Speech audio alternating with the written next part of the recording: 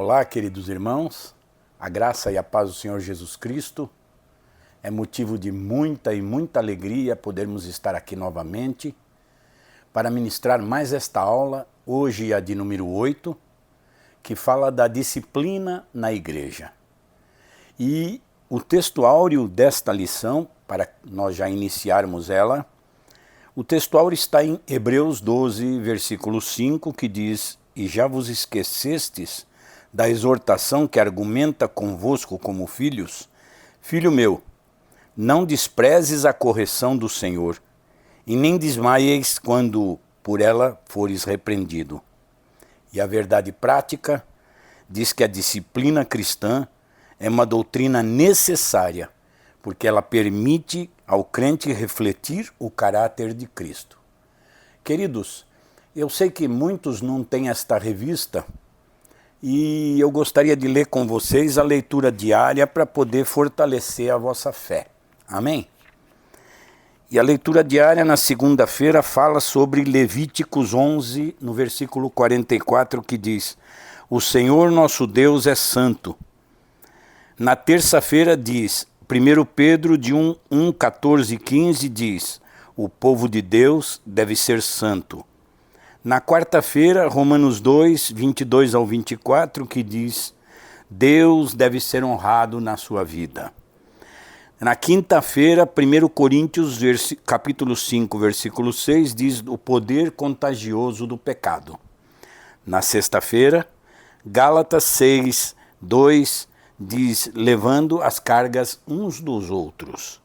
No sábado, Deus corrige a quem ama. Hebreus 12, versículo 7. Amém? E a leitura bíblica em classe também está no livro de Hebreus, que para mim, na minha opinião, é um dos livros que mais fala, é um dos textos que mais aprofunda esta palavra disciplina. E aqui a partir do versículo 5 do capítulo 12, ele diz assim: "E já vos esquecestes da exortação que argumenta convosco como filhos?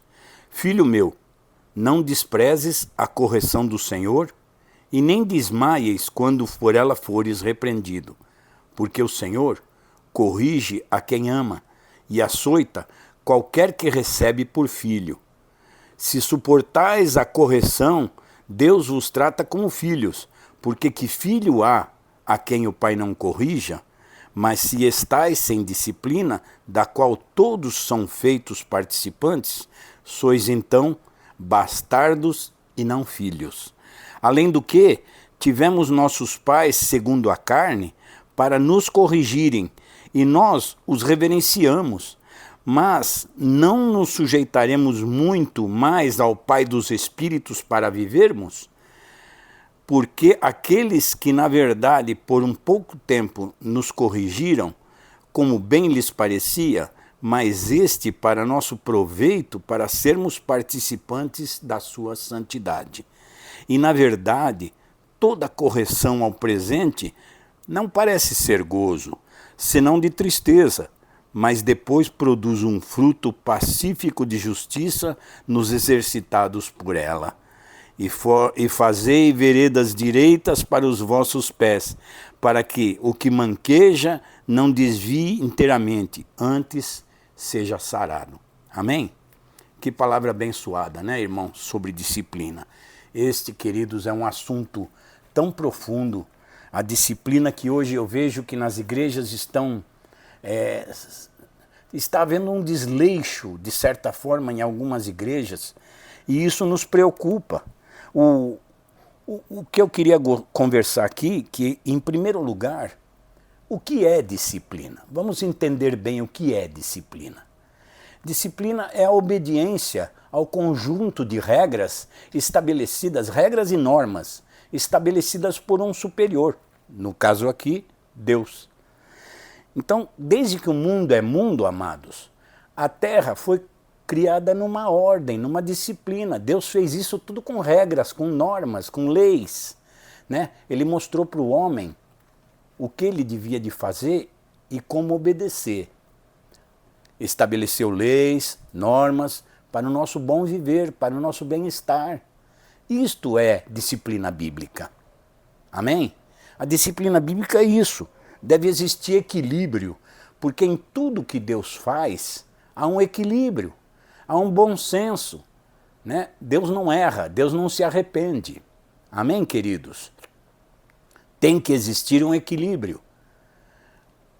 A disciplina, ela é o caminho para a sabedoria, amados. Guarde isso. Jó, no seu capítulo 5, no seu versículo 17, ele diz assim: como é feliz o homem a quem Deus corrige.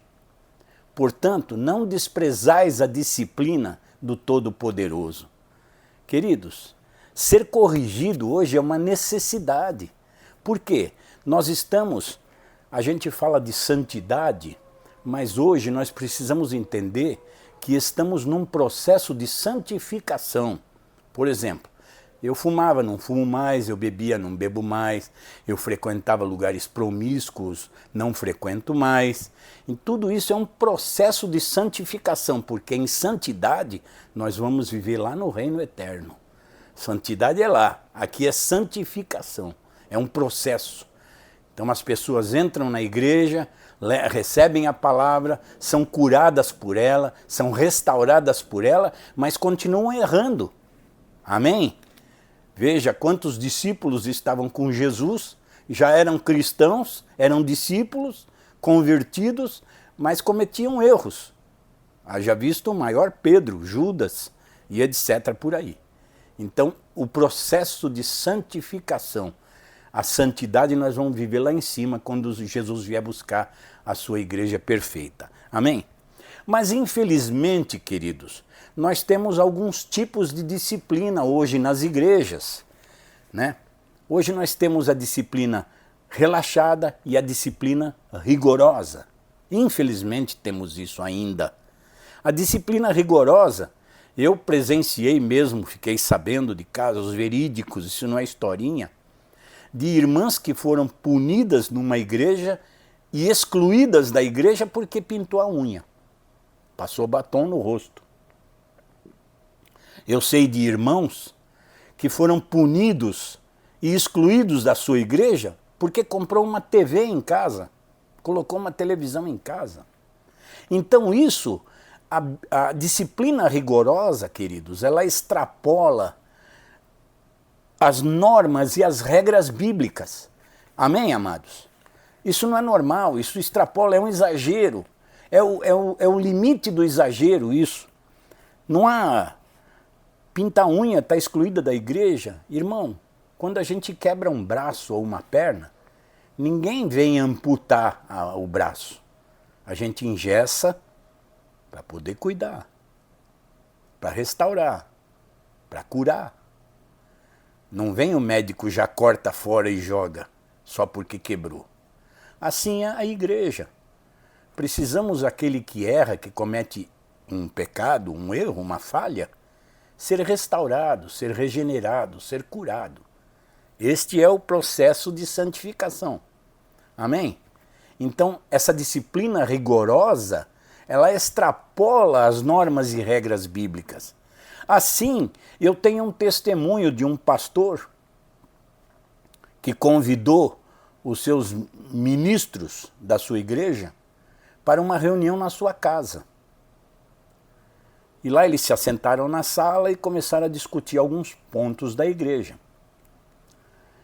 E num determinado momento, a esposa dele se apresenta na sala, se abaixa próximo a ele e cochicha no seu ouvido. Bem, a nossa filha chegou agora. Você não vai acreditar. Ela cortou o cabelo. E aquele pastor imediatamente levantou-se, foi para o quarto, abriu a porta do quarto e começou em voz alta gritando: que vergonha! O que você fez? Você não tem vergonha na cara? Você como filha teria que perguntar se pode cortar ou não e eu não permitiria, porque isso vai manchar a nossa imagem e o nosso testemunho dentro da igreja. Você não tem vergonha na cara. E começou a falar muitas coisas a mais para ela. E de repente ele saiu e os irmãos na sala ouviram. E ele volta para a sala, senta de novo e continua a reunião. Numa certa altura da reunião, passado um tempo, a sua esposa vem gritando na sala, bem do céu. E ela entra na sala falando, a nossa filha se suicidou. Irmãos, isso é o limite do exagero, é o absurdo do exagero. Não tem como a gente falar o que é isso, porque a disciplina rigorosa demais, ela extrapola todas as normas bíblicas, as regras bíblicas. Isso não existe. Infelizmente, hoje algumas igrejas procedem assim, isso é muito triste. Isso é verídico, não são historinhas de conto de carochinha, é realidade. Agora, tem infelizmente também as igrejas com disciplina relaxada. A influência do secularismo dentro das igrejas. As igrejas trazendo usos e costumes do mundo para dentro da igreja, sendo que o ideal é nós levarmos o que Jesus falou, o sal. Nós somos sal da terra, temos que salgar essa terra, é o tempero desse mundo. Então levar a igreja para o mundo e não o mundo para a igreja. E isso já faz um certo tempo que existe assim, porque eu sou testemunha vivo disso. Eu vou contar aqui, na década de 90, eu cursava o seminário e um dia saí do seminário, era sábado o dia inteiro, e eu saí à tardezinha do seminário e fui para uma igreja, que aqui não convém agora dizer a denominação. E chegando lá, era um sábado, já estava anoitecendo, e os jovens estavam fazendo a festa dos anos 60. Diz que a estratégia era para atrair as pessoas. Veja se a igreja precisa dessas formas. E eu cheguei ali na porta e já tinha um diácono conhecido que estava fantasiado a caráter, ele estava vestido de Elvis Presley. E ele subiu no palco, tomou o púlpito da igreja, cantou rock, dançou. E junto com ele, ao lado dele, estava uma moça, membro da igreja, que estava vestida de uma atriz famosa dos anos 60. Então aí eu pergunto, precisamos destas estratégias para ganhar almas? É muito relaxamento, irmão. Pastores que não cuidam da disciplina nas igrejas. Então, não podemos ser nem 8 nem 80, amados. É uma vergonha isso. Uma certa vez, em festas juninas, eu também presenciei isso. Festa junina dentro da igreja, festa pagã. Santo Antônio, São Pedro, São João. Para nós é festa pagã, não é outra coisa. Não tem nada a ver com a gente. E cheguei lá, estava tendo festa caipira, festa junina dentro do templo da igreja. Quadrilha, cachorro crente, crentão. Precisamos disso, irmãos. Pense nisso. A disciplina, ela produz santidade. Hebreus 12, 14 diz que sem ela ninguém verá a Deus. A disciplina, irmãos, requer obediência. A disciplina, ela mantém a paz. Não podemos ser 8 nem 80, irmãos. Existe uma disciplina bíblica. Deus criou regras, Deus criou leis. Deus deu para nós as suas leis, as suas normas. Isso tudo é para o nosso bem-estar. Aquele que cumpre as disciplinas, cumpre honrar a Deus. Amém, queridos? A disciplina evita a ira de Deus. Sem disciplina, a igreja não cresce. Amém, amados? A disciplina cria em nós responsabilidades. A disciplina produz em nós crescimento espiritual. A disciplina produz arrependimento. E a gente não está vendo mais essas coisas nas igrejas. Por isso esse é um assunto, amados irmãos, desta revista tão importante, que é a disciplina na igreja. Irmãos, sem disciplina a igreja não cumpre a sua missão na terra. Nós precisamos, queridos, aceitar a disciplina como forma de melhorar o nosso testemunho cristão, o nosso comportamento cristão. Amém, queridos? Não é 8 nem 80. A santidade ela faz parte da identidade do cristão. Você vê lá em Apocalipse, eu estava lendo esses dias, a igreja de Éfeso, ela tinha doutrina, mas não tinha amor. A igreja de Pérgamo tinha amor, mas não tinha doutrina. É 8 e 80, é nenhum nem outro, e Deus não quer isso da gente. Deus requer de nós responsabilidades. A partir do momento que Ele nos aceita, quando nós abrimos o nosso coração e entregamos a nossa vida para o chamado de Deus, tem que haver responsabilidades, leis, regras, normas. Já disse um pastor, que eu não concordo muito, que a disciplina nas igrejas deveria ser como a dos quartéis. Eu acho aí um exagero total, é a disciplina rigorosa. Não há necessidade de ser assim. Amém, amados? Aqui no plano de aula, fala que a disciplina é uma prática indispensável para a igreja. Indispensável para a igreja. Por quê?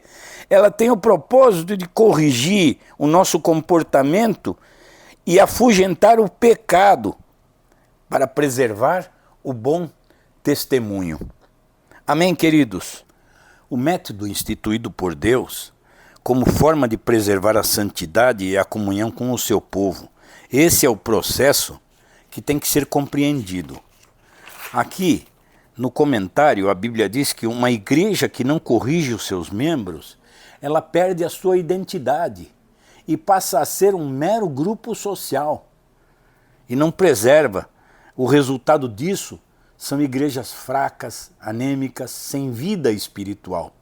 Amém, queridos? E aqui no primeiro tópico, diz a necessidade da disciplina bíblica. E nós já temos aqui uma pergunta do nosso internauta. Tudo bom, Pastor Carlos? Sou Claudinei, estou falando aqui de São Caetano do Sul. Pastor, qual é uma das causas que justifica a necessidade da disciplina na igreja? Deus abençoe e bom trabalho. Ô irmão Claudinei, muito obrigado pela sua pergunta, querido. E uma das causas que justificam a necessidade da disciplina na igreja é que a santidade é um dos atributos de Deus. E essa é uma das causas que justifica a necessidade da disciplina nas igrejas. Amém? O tópico primeiro, o subtópico diz que Deus é santo. E a santidade é um dos atributos de Deus. E por isso, uma das causas que justificam a necessidade da disciplina na igreja. Levítico 11:45 diz: eu sou santo. Deus é santo e como tal deve ser reconhecido. Jesus mostrou na oração do Pai Nosso a necessidade de reconhecermos a santidade de Deus. Santificado seja o teu nome. Mateus 6:9. Quando Deus se faz presente, a nossa pecaminosidade se evidencia. E vendo isso, Simão Pedro prostrou-se aos seus pés e dizendo: Senhor, ausenta-te de mim, porque eu sou um homem pecador. Lucas capítulo 5, versículo 8. Assim, irmãos, quando o comportamento pecaminoso na vida do crente não é corrigido, a santidade de Deus deixa de ser reconhecida. O subtópico 2 diz que a igreja é santa, e Deus, irmãos, é santo. E a igreja também tem que ser santo, porque ele mesmo disse: sede santos como eu sou santo. 1 Pedro 1,16. Ao formar seu povo tanto na antiga como na nova aliança, o desejo do Senhor é que ele fosse um povo separado. Na verdade, a palavra grega agios, traduzida como santo, possui o sentido de separado ou consagrado. O subtópico 3 diz: quando a igreja não disciplina, se a igreja como corpo de Cristo deve ser santa, da mesma forma o cristão como membro desse corpo o deve ser também. 1 Coríntios 6,19. A santidade, queridos, ela faz parte da identidade do cristão. Logo, a falta de disciplina acaba embotando essa identidade. Surge então a imagem do crente mundano, amém? Surge a imagem do crente carnal, Na verdade, esses adjetivos revelam de fato um crente indisciplinado. Alguém que não tratou ou não foi tratado aquilo que acabou se tornando um hábito pecaminoso. E nesse sentido, a falta de disciplina acaba destruindo o limite entre o sagrado e o profano.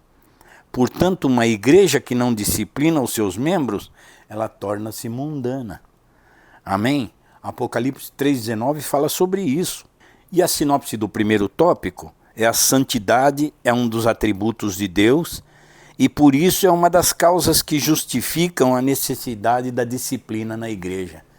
Irmãos, a disciplina na igreja é algo tão importante e eu, na minha humilde opinião, eu diria que a disciplina está sendo excluída das igrejas por falta de disciplina. Infelizmente, isso é uma realidade. Estão excluindo a disciplina nas igrejas por falta de disciplina. Ela vai acabar sumindo se nós não abrirmos nossos olhos. Chegamos ao segundo tópico desta lição da revista, e esta lição é a número 8, que fala da disciplina na igreja. E o segundo tópico fala o propósito da disciplina bíblica. E nós já temos mais um internauta para nos fazer uma pergunta. Olá, pastor Carlos Garabé, tudo bem por aí? Eu sou a Nicole Gabriele e falo aqui de São Caetano. Pastor, o que acontece quando um pecado não é tratado na vida do crente? Muito obrigada e que Deus abençoe a todos. Ô Nicole, obrigado pela sua pergunta, querida. Deus te abençoe. E quando o pecado não é tratado, Cristo é desonrado, irmã. Cristo é desonrado. Precisamos atentar para esse detalhe, não desonrar o Senhor. E o tópico desta lição fala sobre o propósito da disciplina na igreja. E quando o pecado não é tratado na vida do crente, Cristo é desonrado. O nome de Deus é blasfemado entre os gentios por causa de vós. Romanos 2, 24 fala sobre isso. Se não corrigido, o comportamento pecaminoso compromete o nosso testemunho cristão. Amém, queridos? No caso da igreja de Corinto, onde um dos seus membros adotou um comportamento pecaminoso flagrante, sem contudo ter uma resposta enérgica da igreja, condenando essa prática, levou o apóstolo Paulo a censurá-la, lá em 1 Coríntios 5:2. Não é possível alguém adotar um comportamento pecaminoso sem que com isso incorra em julgamento divino. 1 Coríntios 11, 27 a 34 e Apocalipse 2, 14 e 15.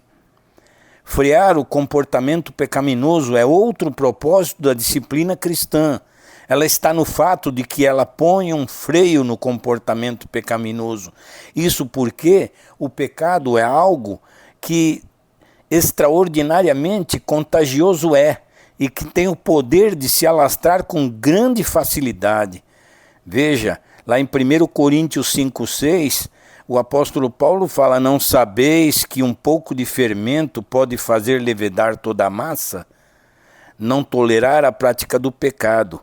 Em 1 Coríntios 5, o apóstolo Paulo censura os coríntios porque não estavam adotando medida alguma contra a prática do pecado por parte de seus membros. 1 Coríntios 5, 1, 2.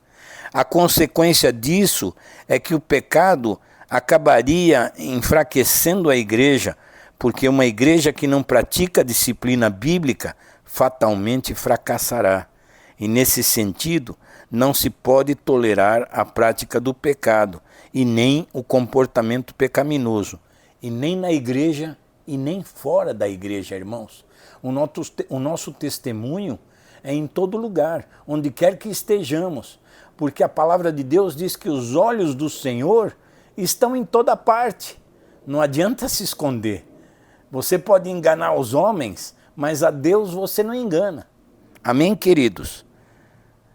Veja que lá em Apocalipse 2:20 fala: mas tenho contra ti, o tolerares que Jezebel, mulher que se diz profetiza, ensine e engane os meus servos, para que se prostituam e comam dos sacrifícios dos idólatras. Amém, queridos? a disciplina ela cumpre um importante papel de restaurar o ferido. É como eu falei no começo, quando você quebra um braço ou quebra uma perna, o médico já não vem amputá-la. Ele engessa e tenta restaurá-la, e tenta renová-la, e tenta fazer novo. Assim, somos nós na igreja. Quando alguém peca ou erra, dependendo do caso, que há alguns casos que são extraordinários, e aí precisam ser levados em conta. Disso nós vamos falar daqui a um pouco, no tópico 3. Mas a instrução do apóstolo Paulo era essa, que a disciplina é um importante papel para restaurar o ferido. Amém, amados? A sinopse 2, do tópico 2, fala sobre o propósito da disciplina cristã. Está no fato de que ela mantém a honra de Cristo na conduta do crente e põe um freio no comportamento pecaminoso. E aqui termina o tópico 2. E nós já vamos entrar no tópico 3, que diz as formas de disciplina bíblica. E nós já temos mais um internauta para nos formular uma pergunta. Tudo bem, pastor Carlos? Sou o Fábio Lucena, falo aqui de São Paulo e sempre ligado aí na escola bíblica. Pastor, na vida cristã, com que a correção contribui? Eu agradeço, fica com Deus. Ô Fábio, muito obrigado pela sua pergunta, Deus te abençoe, viu querido? Importante essa pergunta, porque a correção, amado, ela contribui para o crescimento e a formação do caráter cristão em nós, amado. Amém? E vamos entrar no tópico 3 desta lição, e esse é o último dos tópicos, e esse tópico fala sobre as formas da disciplina bíblica. E a disciplina do modo de correção, a Escritura mostra a necessidade de sermos corrigidos. A correção, ela contribui para esse crescimento e formação desse caráter cristão. Porque que filhos há a quem o pai não corrija? Hebreus 12, 7, que nós já lemos lá atrás. Todos os crentes, de alguma forma, tiveram a necessidade de ser corrigidos. Em algum momento, se alguém não é corrigido quando erra, então, segundo a Bíblia, trata-se de um bastardo e não de um filho. Hebreus 12, 8. Pedro, por exemplo, teve que ser corrigido por Paulo quando adotou uma atitude visivelmente errada em relação aos gentios. Gálatas 2, 11 e 14. Quando o crente comete alguma falha e não é corrigido, a tendência é que isso acabe se tornando um comportamento. O comportamento errado é reforçado. Desta forma, o alvo da disciplina é levar aquele que pecou ou vive na prática do pecado à restauração e à reconciliação. É o que eu falei ainda há pouco, irmãos. Quando quebramos um braço, devemos engessá-lo e não amputá-lo. Amém, amados? A disciplina como forma de restauração. A palavra grega catartizo, traduzida aqui como encaminhar o tal, significa, na verdade, restaurar. É usada em Mateus 4, 21 para se referir aos reparos, aos remendos da rede de pesca. O sentido, portanto, é fazer com que a pessoa atingida pelo pecado, ela seja restaurada ao seu anterior estado de bem-estar com Deus. Amém? Da mesma forma que uma rede de pesca volta à sua utilidade normal após ser consertada. Nesse aspecto, dizemos que a disciplina cumpre o importante papel de restaurar o ferido, aquele que se machucou, conforme a instrução do apóstolo Paulo à igreja de Corinto, para que restaurasse o faltoso à comunhão, segundo Coríntios 2, 5 a 8. A disciplina como modo de exclusão. Esse tipo de disciplina é também conhecido como disciplina cirúrgica. Isso porque um membro é cortado do corpo de Cristo. Tirai, pois, dentre vós esse iníquo. 1 Coríntios 5,13 diz isso. Nesse caso, há um desligamento e não apenas um afastamento da comunhão. E em verdade vos digo que tudo o que ligardes na terra será ligado no céu, e tudo o que desligardes na terra será desligado no céu. Mateus 18:18. Assim o indivíduo perde a condição de membro pelo desligamento, já que o Senhor disse que ele passa a ser considerado gentio e publicano. Mateus 18:17. Esse desligamento corta o vínculo da comunhão entre o membro e a igreja. Então não há, portanto, mais vínculo entre o crente excluído por esse processo disciplinar e a igreja da qual ele fazia parte. E estamos entrando na sinopse 3, do tópico 3, que a disciplina faz com que a pessoa atingida pelo pecado seja restaurada ao seu anterior estado de bem-estar com Deus. E aqui terminamos esta lição e vamos entrar na conclusão dessa revista, sim, irmãos. Nesta lição, vimos o valor da disciplina cristã sob diferentes aspectos. A disciplina se mostra necessária quando sabemos que Deus é santo e exige que seu povo seja santo.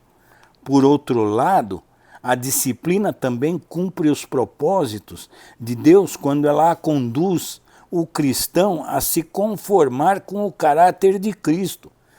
Uma igreja indisciplinada perdeu o bom cheiro de Cristo. 2 Coríntios 2, 1-14. E aqui encerramos esta nossa lição, queridos irmãos, e agradecendo a participação de todos os amados, aqueles que nos enviaram perguntas, Deus abençoe e continuem conosco. E até o próximo domingo, se Deus assim quiser. Tchau, tchau.